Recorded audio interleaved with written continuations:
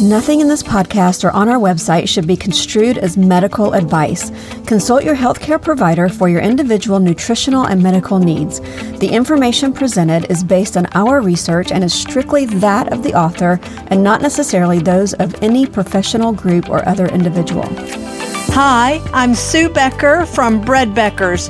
Welcome to Sue's Healthy Minutes. I'm so excited you've joined me today, and I hope this episode encourages you and allows you to find the answers you have been praying for the health of you and your family. Today on Sue's Healthy Minutes, I'm recording on the porch of our little cabin in beautiful Ellijay, Georgia. As I listen to the sounds of nature all around, I am reminded of the glory of God and His amazing creation, and that includes the perfectly divine design of our bodies. The more I study this design, I can declare more emphatically that we are truly, fearfully, and wonderfully made. Today, I want to share with you some important truths about cholesterol and hopefully dispel some myths about this amazing nutrient. You might be able to hear the sound of the birds in the background today. So, as you listen to both them and my message, I hope you will be reminded, just as I am, of the awesomeness of God. Perhaps you've heard me share about the first testimony outside of my own that came to me concerning the benefits of real bread made from freshly milled flour. It was before we even started Bread Beckers. I was making bread for my family and others who had heard about this amazing bread. I got a call from one of my customers before 8 o'clock in the morning declaring, "It's the bread. It's got to be the bread," that lowered her cholesterol 85 points in just 1 month. She was absolutely sure it was the bread, as that was the only change in her diet she had made at the time.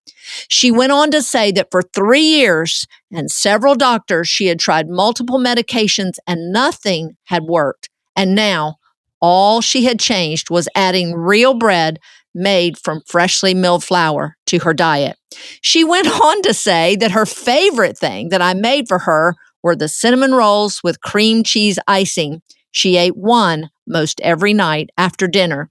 She was beyond excited that something so delicious had brought such immediate results with no harmful side effects. And hers was not the only story. There were more. And people actually began sending me their blood work to verify these amazing results.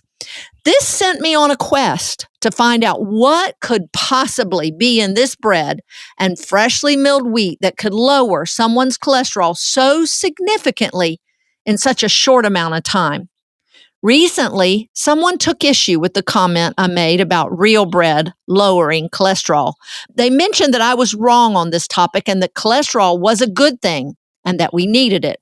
While this is correct and that cholesterol is actually needed by every cell in our body, it is critical to understand what cholesterol is and its function and use in the body. And perhaps even more critical is to understand what high blood cholesterol levels mean and what health issues it might be indicating. So today, I want to share with you what I have learned over the many years of study. First, let's look at what cholesterol is. Cholesterol is a fatty substance that is produced by the body predominantly in the liver, but it can also be synthesized by other tissues such as the sex glands and adrenal cortex. Cholesterol has many important functions in the body. It serves as a precursor for bile acids that are formed in the liver and secreted in the bile to facilitate intestinal fat digestion. Cholesterol is also the precursor of all steroids produced by the adrenal gland and all sex hormones produced by the sex glands. In the skin, cholesterol is used to form the very valuable D3 from our exposure to the sun. Cholesterol also protects our skin from excessive evaporation of water at the same time, making our skin waterproof. Cholesterol is found in abundance in our nerve tissue, where it is a component of the myelin sheath that insulates our nerve cells, particularly of the spinal cord and brain. And last but certainly not least, cholesterol is a component of the membranes of every cell in our body, as well as the cell's internal structures or organelles. Cholesterol then is needed to ensure the integrity of every cell in our body. Needless to say, cholesterol is a vital nutrient in the whole body, and without it, we might even say we would fall apart at the seams. Now, cholesterol comes from two sources, internal and external. Internally, cholesterol is synthesized in the liver.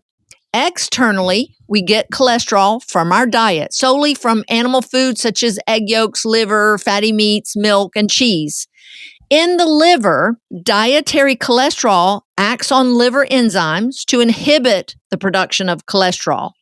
But because cholesterol is so needed by the body, if we do not get enough from our diet, the liver will produce it.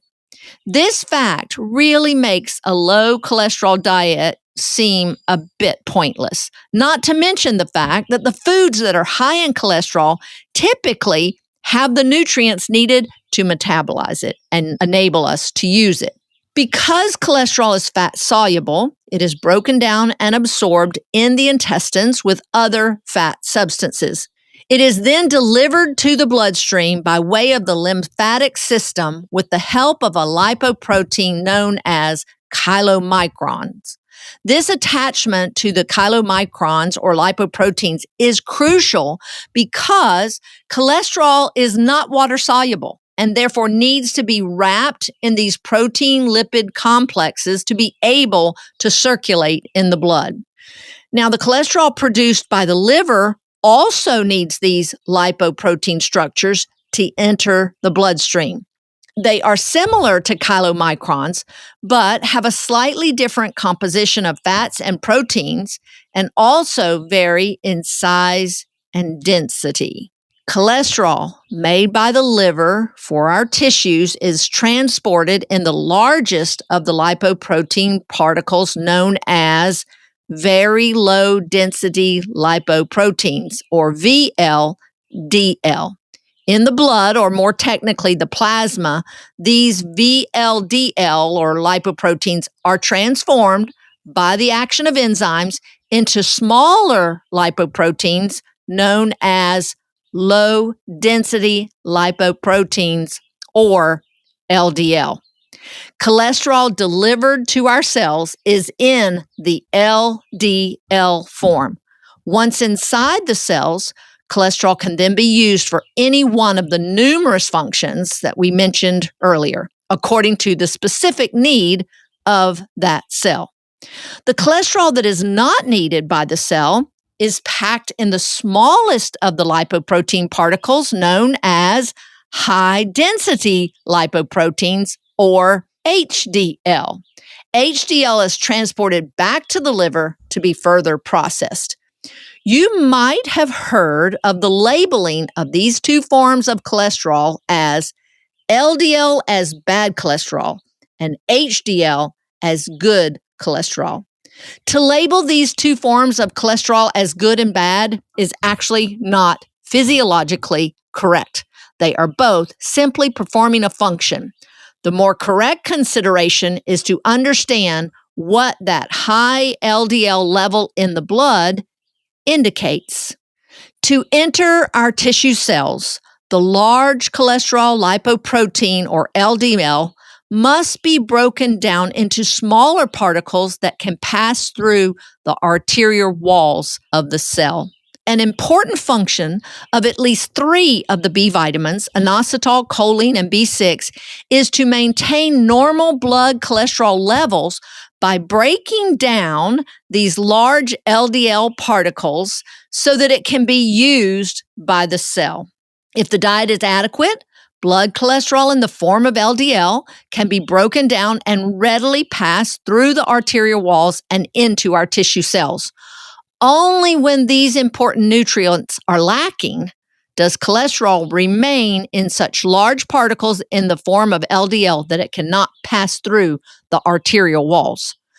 So, while LDL is the form of cholesterol utilized by every cell in our body and is not bad cholesterol at all, high blood levels, however, indicate that it is not able to pass out of the blood and into our cells where it can be used, and is an indication of certain health risk. As blood cholesterol levels rise, these cholesterol particles begin to get deposited along the arterial walls, especially in any damaged areas, producing a condition known as hardening of the arteries or atherosclerosis. As the arteries throughout the body become more hardened and constricted, blood flow and circulation is impaired, oftentimes seriously. This constriction limits the amount of oxygen and nutrients that can reach the cells. Gradually, the tissues affected are harmed, and the degree of damage varies with the severity of the blockage and the length of time the blood flow has been impaired. Although atherosclerosis is often considered a heart condition, it can ultimately affect arteries anywhere in the body. And unfortunately, this blockage shows no favoritism and can manifest not only around the heart, but also throughout the body, causing such health concerns as increased risk of heart attack or stroke, high blood pressure, and even kidney disease. In my studies, I found it fascinating that way back in the 1980s, the prominent biochemist of the day, Adele Davis, made the connection between bread and high blood cholesterol. In her book, Let's Eat Right to Keep Fit, Adele Davis states that problems of high cholesterol in the United States arose only after 1910 when machinery first came into use, which removed most of the minerals and vitamins from breads and cereals. Since then, she states, these three B vitamins, choline, inositol, and B6, as well as vitamin E, have been largely discarded and have never been added to the so-called enriched flour. The machinery, of course, that she is talking about here is the steel roller mills that came into common use around 1910, which sifted the nutrient-rich bran and germ away, producing long-lasting white flour. Why does she make this connection? Well, because one of the richest food sources of these B vitamins are found in the germ portion of whole grains, particularly wheat, in the form of lecithin. When white flour with the bran and germ discarded became the food of the day, we lost our best and most commonly consumed food source of lecithin. Lecithin is in most unrefined foods with oils such as eggs, nuts, seeds, grains, and beans. Sunflower seeds are also very high in lecithin. Lecithin can be manufactured by the body in the liver if all of the required nutrients are abundantly supplied. And what are those required nutrients? You guessed it, choline, inositol, and B6, as well as fatty acids and magnesium. And you know what? Every one of these nutrients are abundantly supplied by real bread made of freshly milled flour. In 1910, when white flour and bread replaced the nutrient-dense bread made from freshly milled flour, high blood cholesterol became a real issue, along with many of the accompanying complications. I hope you can now understand that cholesterol is indeed an important nutrient needed by every cell in our body, but it needs every nutrient found in real bread to get out of our arteries and into our cells. Perhaps this might even explain the varying and extensive health benefits that people experience when they give their bodies the nutrients found in real bread made from freshly milled whole grains. These nutrients work to deliver cholesterol to our cells, and in return, we see improved blood circulation and blood flow, ensuring better oxygen and nutrient delivery to every cell in our body. I love the way Adele Davis puts it. She says cholesterol is not the bad guy at all. It's just the pig that got stuck in the barn door.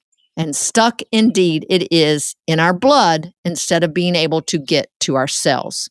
From that first testimony of lowering cholesterol levels in just 1 month and her exclamation of, "It's the bread," those words have stuck with me and is why I call the testimonies I share, "It's the bread stories," because that is what I continue to hear from others as well. It's the bread. It's got to be the bread. I hope you enjoyed listening today and learning the truth about cholesterol. Maybe you would consider even sharing this episode with someone who may need it. Be blessed today. And until next time, this is Sue Becker from Bread Beckers with Sue's Healthy Minutes. Sue's Healthy Minutes podcast has been a presentation by the Bread Beckers Incorporated located in Woodstock, Georgia. For more information, store hours, and learning opportunities, visit breadbeckers.com and follow us on Facebook and Instagram.